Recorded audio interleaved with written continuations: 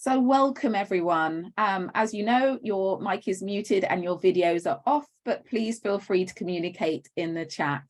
I want to say a big thank you on behalf of the social enterprise Rocking Your Teens. Your donations will go towards increasing resilience and inspiring and raising aspirations in teenagers.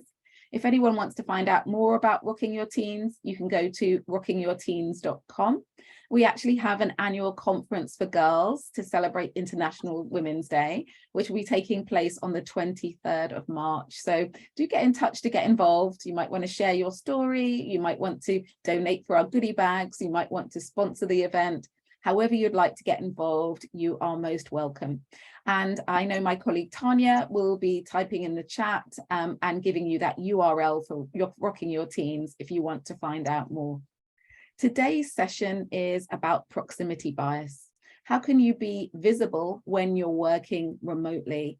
And I'm really looking forward to speaking with my colleagues here and sharing some tips and some helpful strategies for you. For those of you who don't know me, my name is Jenny Garrett. I'm an award-winning career coach, author, and leadership trainer.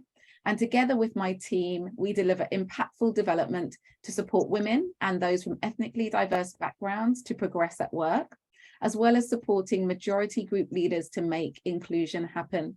My latest practical and empowering book is Equality versus Equity, Tackling Issues of Race in the Workplace. And if you're interested in finding more about that, I know my colleague Tanya again will type in the chat and give you the URL to find out more.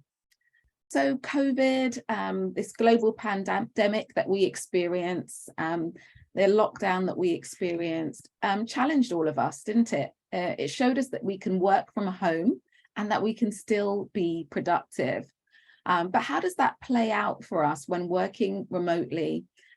It means that we're not seen as often and that we don't bump into each other and have those water cooler chats.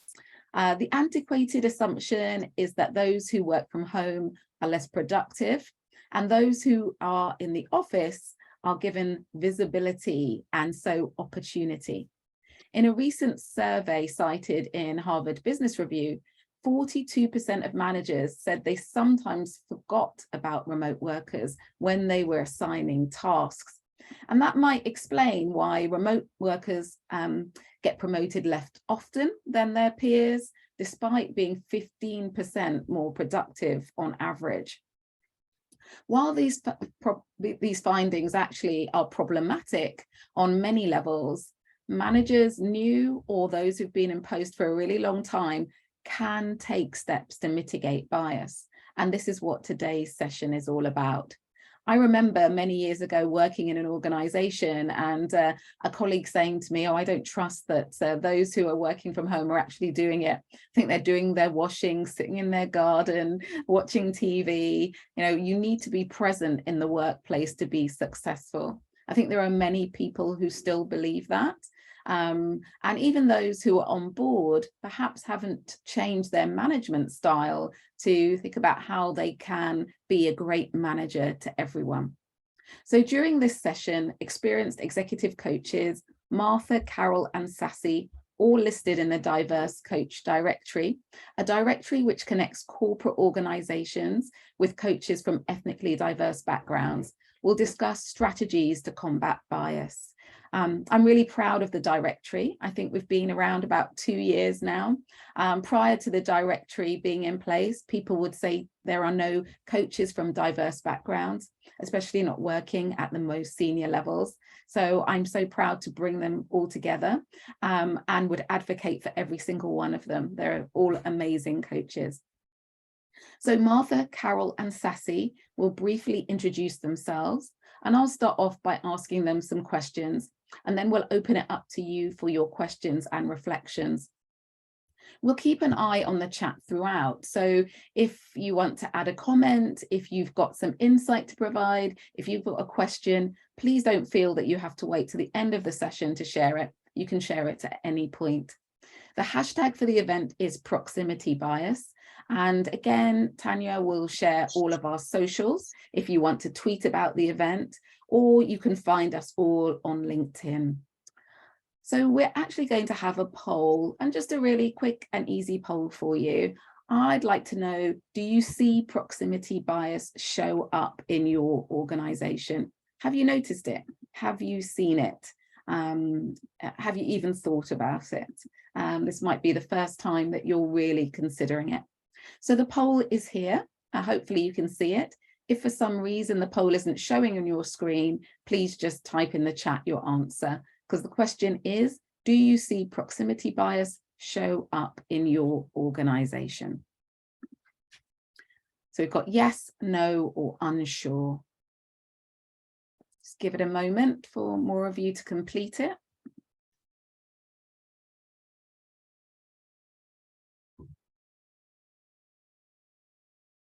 81% of people. See if we can get to 90 before I close the poll. Okay. Okay, I'm going to end the poll and share the screen with you. What we found is that 48% of you actually see proximity bias showing up in your organization. 48% of you, so just under half. 15% say no, they don't see proximity bias showing up in their organization, and 38% are not sure.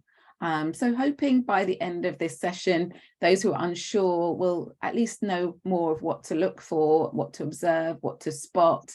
But we know that nearly half of you have seen it show up, and you'll definitely come away with some strategies to consider what you can do about that. So thanks so much for completing that poll. That was really good. And I hope you did see the results show up on your screen. So I'm going to ask Martha, Carol and Sassy to introduce themselves, and I'm going to start with Martha. Afternoon, everyone. My name is Martha Cuffey. I'm an executive coach. I also work with teams. I also support ethnically diverse leaders to gain board positions and to bring more of their body into their leadership. Thank you. Wonderful. Carol. Hi, everyone. I'm Carol Stewart. I'm an executive career leadership coach. LinkedIn top voice 5 times and author of the book Quietly Visible, Leading with Influence and Impact as an Introverted Woman. And I specialise in coaching introverted women who are senior leaders and coach them to lead with confidence, influence and impact. And I also provide a range of talks, webinars and workshops at conferences and training days and so forth. And I also run a International Women's Day conference, the Black Women in the North of England, which is taking place next month. Fantastic, thank you. And Sassy? Yes, good afternoon, good morning, depending on where you're signed in from today. My name is Sassy Panchal.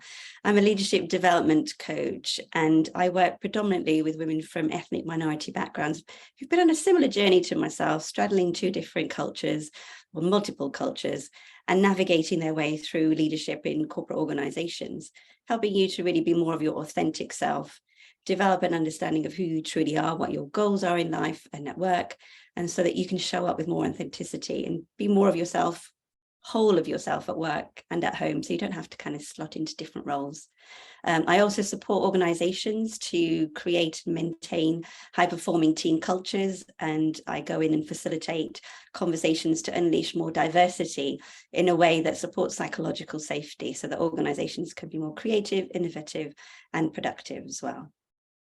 That's me. Wow.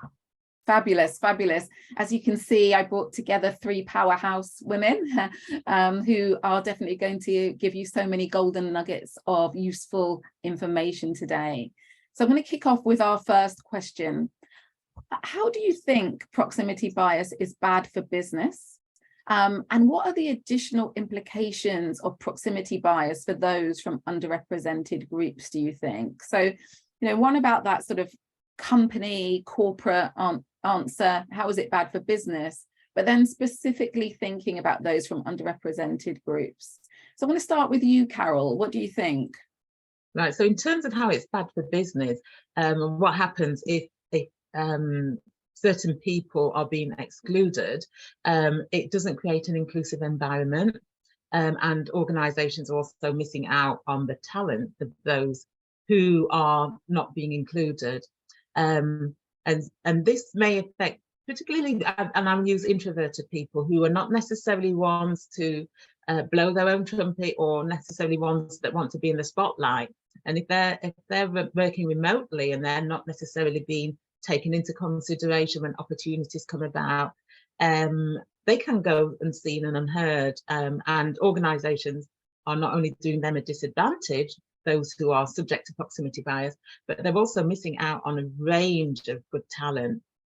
And for underrepresented groups, particularly, there's a lot of research and studies that show that when it comes to having access to networks, underrepresented groups don't necessarily have those same opportunities. And if people are not being seen, or proximity bias is occurring, they may not necessarily have access to those networks that will enable them to find out about opportunities, to get themselves seen and heard, and to be more visible.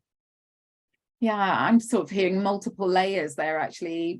You're from an underrepresented group, then you're also introverted, that might be holding you back, and then the lack of access to networks. There's sort of a real compound effect there that you're sharing, Carol. Thank you. Sassy, what about you? What do you think? I think there's a couple of things here from an organizational perspective, that if organizations aren't hearing all voices, you're not creating, as Carol was talking about, that inclusiveness, that there are different ideas, there are different solutions. And so what happens is that organizations, when they're building and developing products and services, they're not inclusive products and services. So they're actually missing out on the diversity of their customers that they're trying to serve. And those customers hurts the bottom line, and they'll go to other companies and their competitors. So they're losing a little bit of that competitive edge as well. And the other way that they could lose out on the talent that is hidden within potentially underrepresented groups is that they could feel unrecognized, unrewarded. And at the moment in the workforce, there's so many more positions than there are talent and people. They could walk up and go to their competitors. So there's a double-edged sword here for both the organization and for losing talent as well. Really good points. The retention point is very important, isn't it? You can get diversity into your organization, but you have to be inclusive to keep that diversity. And also, so many organizations are being cancelled these days, aren't they? If you haven't got that cognitive diversity in the room, as you're mentioning, then what can happen is you could miss out. You could inadvertently offend or get it completely wrong, and it takes a lot for an organization to recover from that. So yeah, thank you so much. And Martha, what about you? What are your perspectives on this? Yeah, I mean, seeing as we've just done a poll at the beginning and 38% said they're unsure whether it's an issue in the organization. If we replicate that out into organizations, that means maybe a third of organizations aren't aware of whether it's an issue or not. So going back to Sassy's point about retention and Carol's about exclusion, if you're not measuring it, you don't know the scale of the issue. So that's like a real basic entry issue for me. And then on an individual perspective, you'll have maybe a vague sense that it's happening, but you can't put your finger on it because it's it could be such informal ways of communicating. And particularly for people who come from ethnic diverse backgrounds, it may just amplify the paranoia they're already carrying, that they're being overlooked, that they're not getting the opportunities. And so it's like really great for the gremlins, but bad for your career progression if it's not named, polled, and really kind of addressed. And what do you think the impact of that is? I think for the individual, a lot of stress because they feel isolated. And isolation is terrible for your nervous system and your well-being. So you just feel really alone, and then you don't know how to bridge it because you may feel silly and saying, are you leaving me out? You know? Because it's like being in the playground again, in that vulnerability. Such great points. Thank you so much. I think Tanya's going to add our handles again if you want to tweet about anything you've heard so far. I think there's, this idea of not knowing if it's there, so you can't measure it, so you don't know the scale of the problem is pretty huge, isn't it? This idea about introverted leaders, and also this idea about retention, that this could be really bad for your business if you don't do something about it. Could I just add something to what Martha said about the themes of isolation? And then what can happen is that it creates a sense of not belonging as well for the individuals that feel that they don't belong. And so then they then kind of can detach themselves from the organization. Thank you. Such a really important point. Thank you. Yeah, this idea of, how do we create belonging, especially when someone is working remotely? So another question for you, what can individuals do to be more visible, even when working remotely? So if we're taking, that circle of control, when we don't focus on what we can do nothing about, when we really focus on what we personally can do, what can they do? And I'm going to start with you, Sassy. Sure. I think it's really important to leverage networks and to nurture your networks. And, this is often talked about quite often. But if we think about the dynamics of your network, think about who are the individuals there that are sponsors. So these could be individuals that you have across organizations, or they're able there to support your aims and ambitions. You've told them about what your aspirations are, maybe some of your challenges. You could have individuals in your network that can leverage to support you to bridge some of those development gaps and offer development opportunities to you. You could find individuals that within your network that you can have as your cheerleaders, your champions. We all need those. And they can do, if you're a little bit more kind of reticent and maybe not as confident in speaking up, you can give them the ability to speak for you and say, I heard some really great stuff that Jenny's doing, Martha's doing, Carol's doing.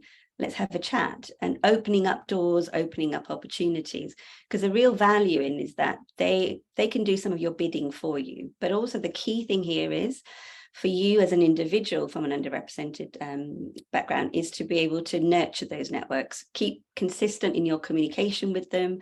Even if it's little things that you've done, the small successes, let them know of them, because the more people that know, the more your network expands, and you never know who else is in contact with someone else that could potentially provide an opportunity for you or an opening. Yeah, absolutely. That networking is important. I think did you suggest when we spoke before something about video recording yourself as well? Yes, thank you, Jenny. Yes, yeah. Because sometimes what happens is that you could find that your ability to speak up in a big group can be overshadowed by people who talk louder, or there's not enough time, or there just doesn't seem to be a segue for you to speak. One of the things I've done before is have people video record just a couple of minutes, just to say, I've had this really great idea. And you can do it in a safe environment that you're not being watched, not being seen. You're just communicating 2 minutes of feedback or something that's really important that you want to convey. That makes you stand out. That creates something different from an email somebody's just received and will take a minute to read.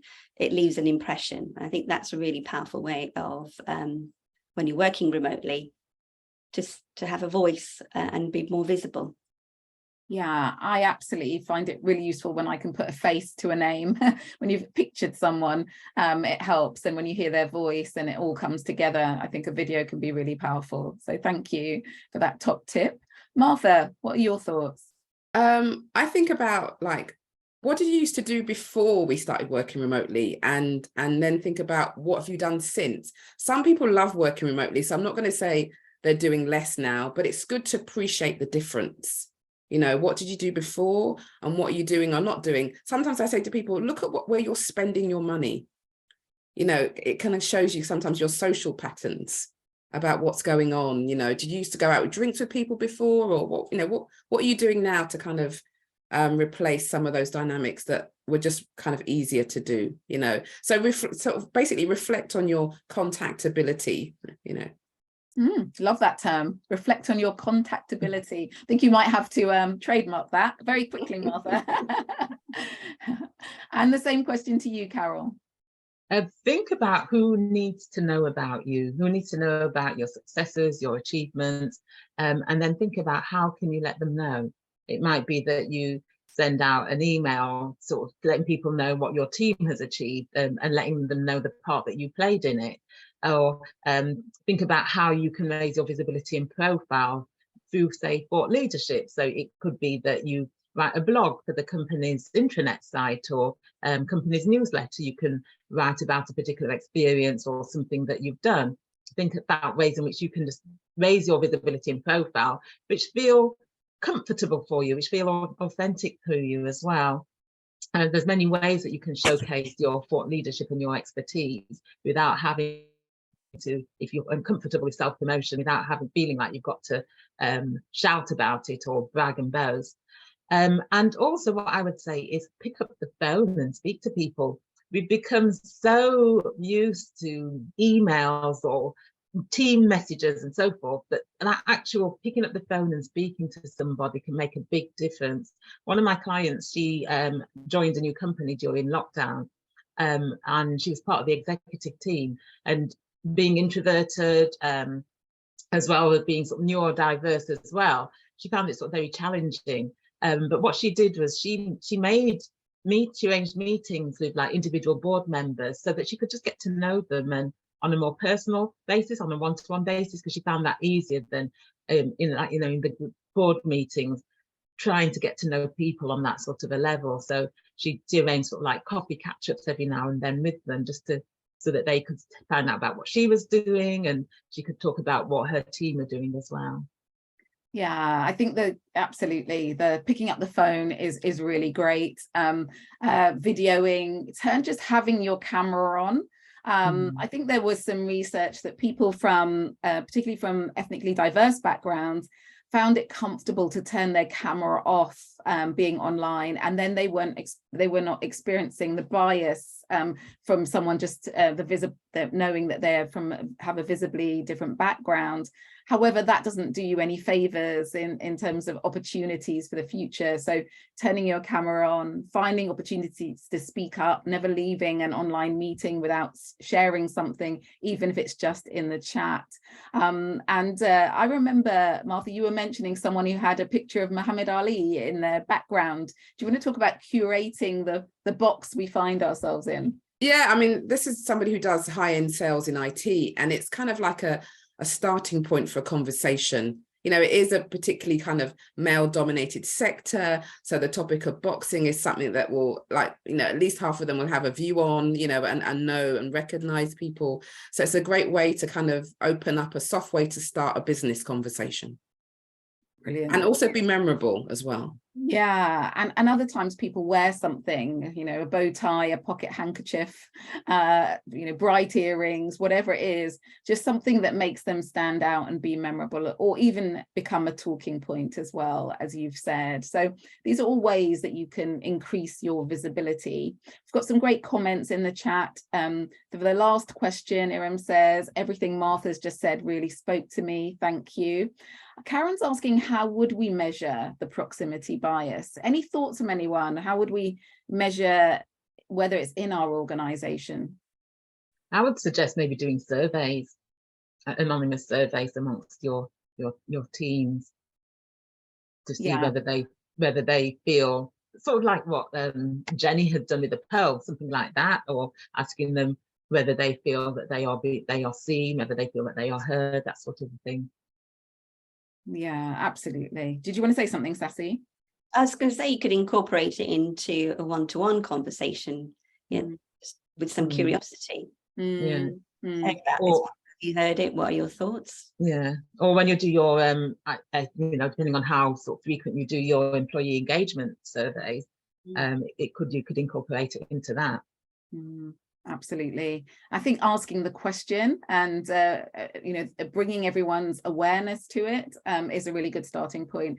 And so many people who started roles during lockdown said to me how they felt that they didn't even know the organization they were working for. They didn't know what the culture was. They were meeting people, but they were, you know, they weren't sure if there was something beneath what was being said that they should be interpreting. So, you know, asking the questions, helping people to get to know you, finding opportunities for more informal conversations, but bringing up the fact that this exists. So what can we do about it? I think and could I just add something, Jenny? And it was Martha that I think had touched on this when we spoke previously about utilising LinkedIn. So don't just think about the internal factor. Look at LinkedIn, and you know what a number of my clients will do is sort of on their company's LinkedIn page, they will comment on posts that are posted on the company's LinkedIn page and share their posts as well. And that way it helps to get them get noticed. Fantastic points. So there's a question here. What if someone starting out who doesn't believe they have a network? What can they do?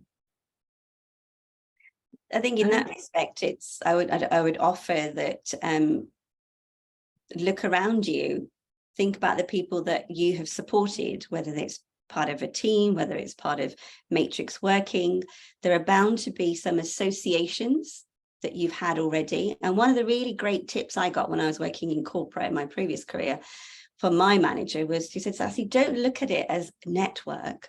Look at it as just, oh, go and have an exploratory coffee with someone. Just say, have you got time? Let's have a coffee. And those are the days where you do them face to face, and you'd have the ability to meet one-on-one. And actually that broke down some of the fear around, actually, I don't have a network, I don't know how to do this. And then gradually just applying that same philosophy is just going to go and have a chat, find out about what you do, tell them a little bit about what you're doing, what you might think of in terms of opportunities, how you might help them. It gives you an understanding of actually just getting on board with the conversation.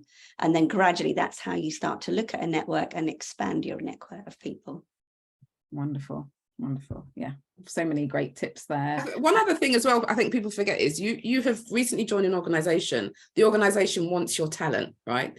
So think about what you spoke about in your interview that really engaged them, and use those speaking points as ways to start conversations with people within the organization. And so you may not be aware that I have this background, but I'm really willing to have conversations about X because I see that you're involved in Project Y. And could I also add, another thing is to get involved in the staff networks that your organisation has. You know, they always have different types of events, and you know, can go along. You could even become a committee member as a way of just building and developing your network. Fantastic, fantastic. So we've got a great question here. What happens when the person who is meant to be vouching for you with higher ups doesn't? How do you navigate that when you're already feeling invisible? It plays into paranoia and feeling overlooked. Are there any tips on this? I would say it depends on the nature of that person and the relationship. So if it's a case of that person is your sponsor, and then you could have a conversation with them about it, because that is what a sponsor is supposed to do.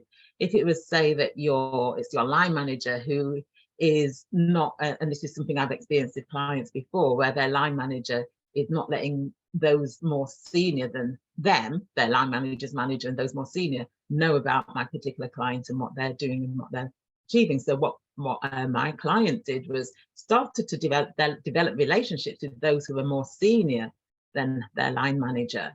And so when they'd done particular projects or delivered a particular project, when they were emailing their manager, including their manager's manager in it, and letting them know what the outcomes were and the achievements were, that sort of thing.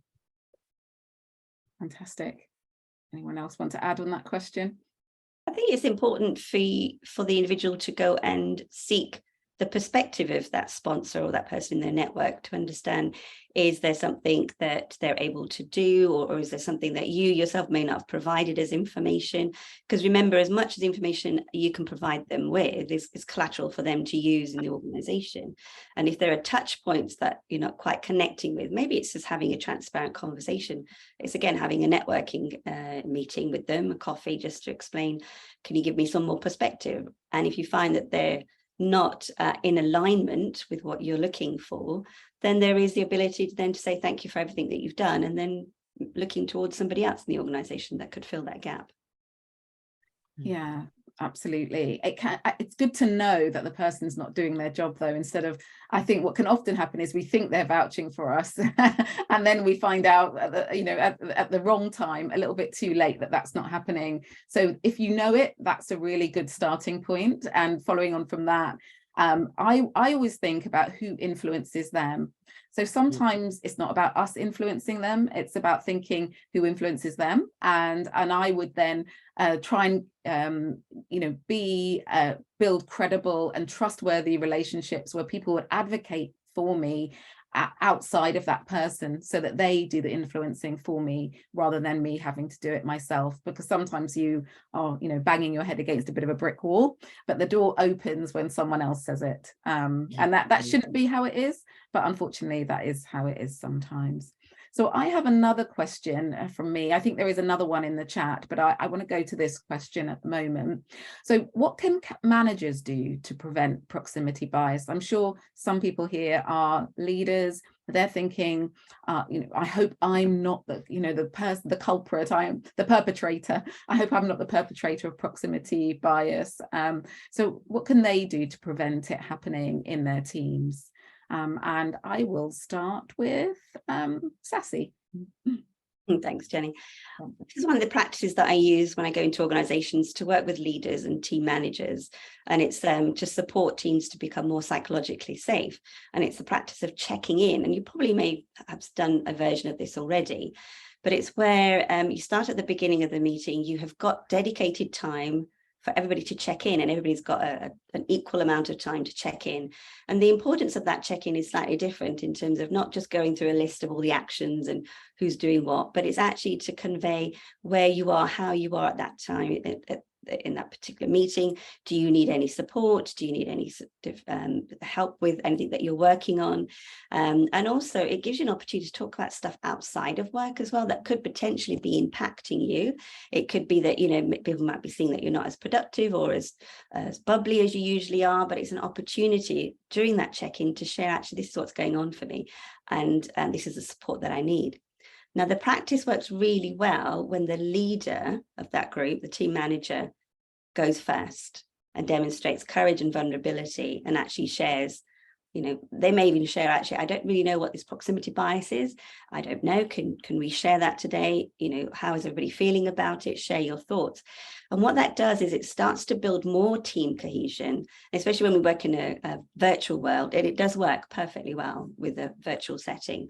It allows all voices to be heard, for you to be more inclusive of those voices that you don't hear very often.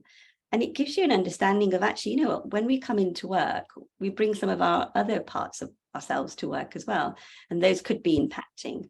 So for a leader to be able to demonstrate that vulnerability and courage and start the check-in, others will follow, definitely. And over time, that practice is a real valuable practice in terms of building psychological safety. So you can talk about some real courageous topics that you may not have wanted to talk about before. I love that, this idea of leading by example. And yeah, just in case anyone's not familiar with the term psychological safety, do you want to elaborate on it, Sassy? Sure. It's the ability to speak up, knowing that what you're about to say won't be punished. It won't be seen as rocking the boat, but it's actually having the ability to speak without consequence of ramifications or repercussions for yourself. That you may want to highlight, actually, there's a risk here that nobody's seen before, or there's concerns or questions about what you might be doing. So having the ability to speak up openly and freely without the repercussions and consequences of any effect of that happening to you. Yeah. We've got a direct question for you, actually, Sassy. Would you recommend check-ins that are more general at the start of a meeting? Sort of like how is everyone doing, that sort of thing, or specifically on the topic of the meeting? You can do both, but I think if you want to promote more of this inclusiveness, this more team cohesion, maybe to start off with some very simple questions around, you could be saying, we usually start off on a Monday, sometimes say, well, how's your weekend? And you could build on that. And the practice of a check-in is to build this trust and psychological safety over time. So I wouldn't propose you talking about something very contentious right at the beginning, but you're building this team cohesion, you're building trust enough so that people feel safe to speak up. So yeah, you can do that over time and mature your practice of check-in. Fantastic, thank you. What are your thoughts, Martha, about what managers can do? We'd been, before we had this webinar, we were discussing the equivalent of love language, and I think it's, I don't know, what's your contact language? So and also by your sector. So when I gave the example of somebody who ran a law department, and she saw how important it was for the young associates and stuff to be physically in the office X times a week. So there was like, that live interaction. So it was more than just email or phone conversation. So really understanding what contact language really makes that person come alive and the demands of the sector or environment that you're working with. Amazing. I love that. And I think it's already been adopted. Yeah, What's what's your your contact? language? I don't think we ask enough questions about that. Well, how do you want to hear from me? What works for you? Just those conversations don't happen. We just fall into transactional ways of working that don't work for everyone. And you know, if we're trying to create inclusive environments, we have to think about how we personalize our communication to meet the needs of the individuals. Of course, we want to bridge the gap by them adapting to us a little bit too as well, but even just thinking about it and starting to consider how you could do differently, do things differently is really helpful. So wonderful. Carol, the same questions to you. What can managers do to prevent proximity bias? Making sure that they're having regular one-to-ones with them or with their team members, and when those one-to-ones occur, making sure they're actually listening to their team, to their team member. They're and Sassy's talked about it, creating that psychologically safe environment where people feel that they can open up, they can talk without sort of fear of being judged or ridiculed, and also maybe asking them how things are going on for them and finding out, well, what have they been up to, because sometimes their performance may not necessarily be visible to you, even though you're their line manager, but finding out what they've been working on, what they've achieved, what they're proud of, those sorts of things, so that you're getting to know about their achievements and what they're doing and what is going on for them, and so that they feel like they belong, they feel psychologically safe. And also making sure that you've heard from all of your team members throughout the week. Just because somebody's not in front of you, it can be easier to communicate with those that are directly in front of you. And I also think by educating themselves about proximity bias and increasing their awareness about whether it's happening within their team, what it looks like and how easily it can be to exclude people who are not in the room or who are not directly in front of you. Fantastic, that's great. Apologies if you hear some background noise, a bit out of control of it, but hopefully it won't disturb what we're saying. So thank you so much. Yeah, some things that I've seen are things like networking roulette, where people can have virtual coffees with anyone in the organization. That works really well. So you might be having a virtual coffee with the CEO, or you might be having a virtual coffee with someone who's just started at the organization. That gives you lots of exposure to different people as well. And I think also just something I read recently in an article which I really loved, which was excellence from anywhere culture. So that excellence can come from any part of the organization, no matter where you're located, no matter your seniority. And then everyone has an equal weight to their ideas. So it's not that, oh, if you were in the meeting, your idea has more weight, or you're based in this part of the world, your idea has more weight, but actually all voices are heard with equal weight. And I really love the thought of that. And I think that's something to be striving for. So we have a question here, which I really like. Are there any tools or empowerment opportunities managers should offer remote employees, or remote employees should be asking for? So any particular tools or particular types of opportunity that they should be asking for, or people should be giving? Any thoughts on that one?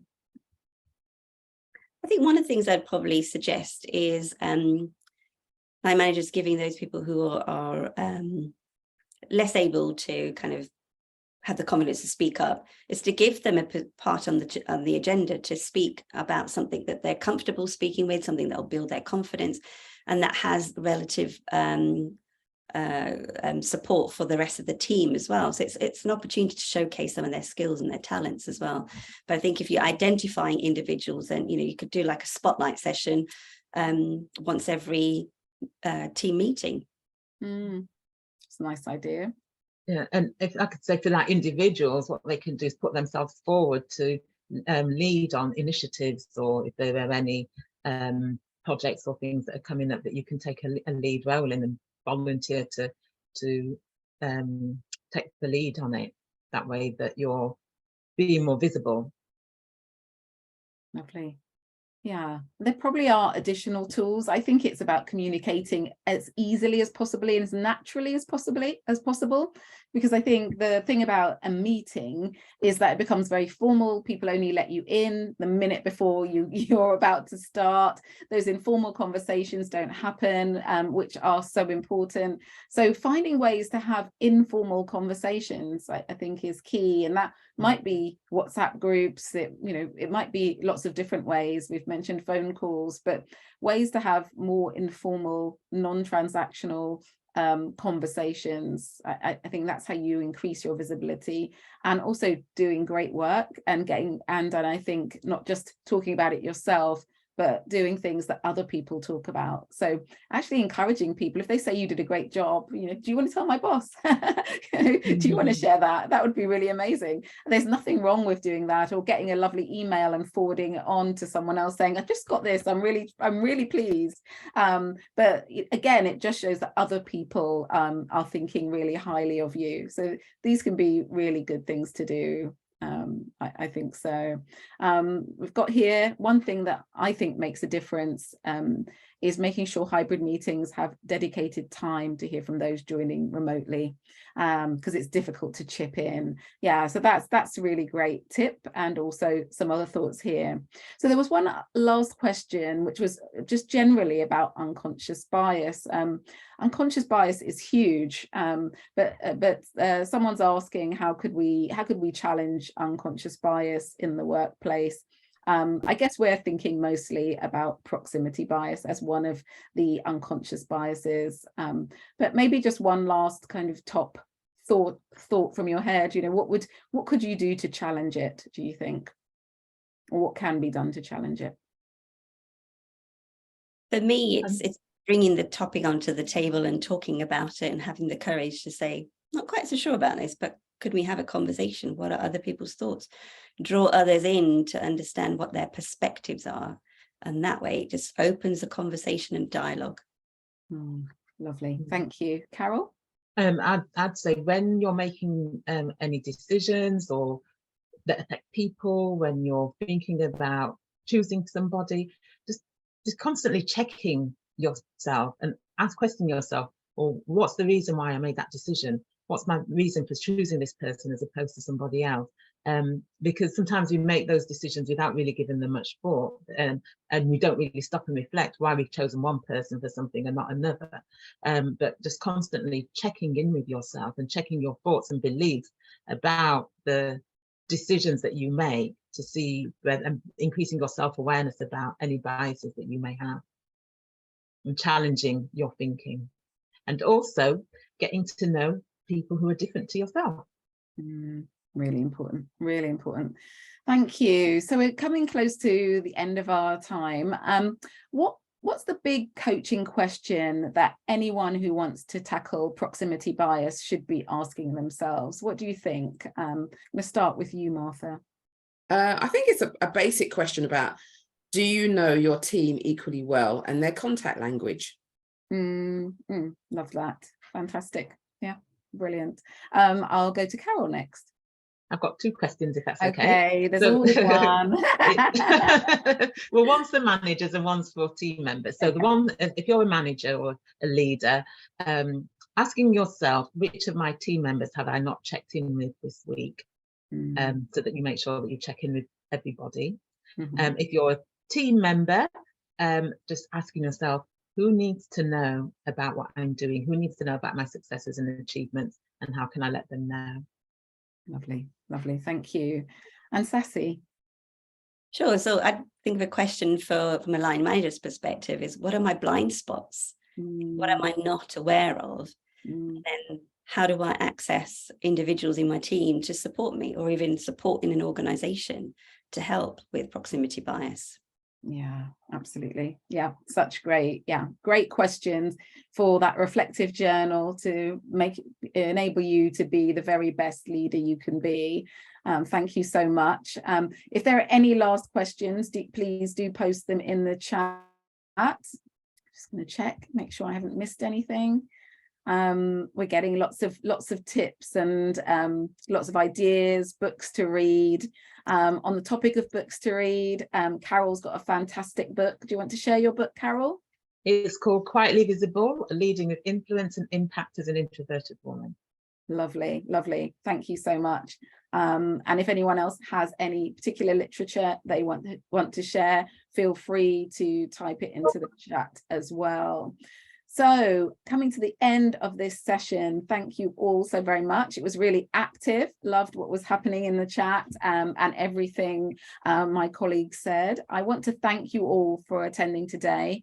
Huge thanks to Sassy, Carol and Martha, who as I've said, you can find more about in the Diverse Coach Directory, a directory which connects corporate organizations with coaches from ethnically diverse backgrounds. Tanya will again add that link in the chat. To find out more about my work, go to jennygarrett.global, or to find out about my new book, Equality versus Equity, Tackling Issues of Race in the Workplace. You can go to bookshop.org, but again, we'll put a link into the chat. Our next event is What Women of Colour in the Workplace Need from Their Managers, and that takes place on the 15th of March. And again, we'll put a link in the chat via Eventbrite so that you can book in for another amazing event, a free of charge event with coaches sharing all of their expertise. I really look forward to seeing you there. We'd really like your feedback on our sessions as well. So if you could take a minute just to complete a survey for today's session, we'd really appreciate it. And again, there'll be a SurveyMonkey link in the chat. Thank you all so very, very much. If there are any last questions, please feel free to post them.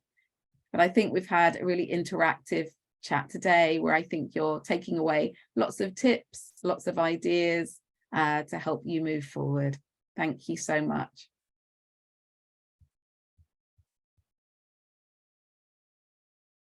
Great, thank you for your feedback, everyone.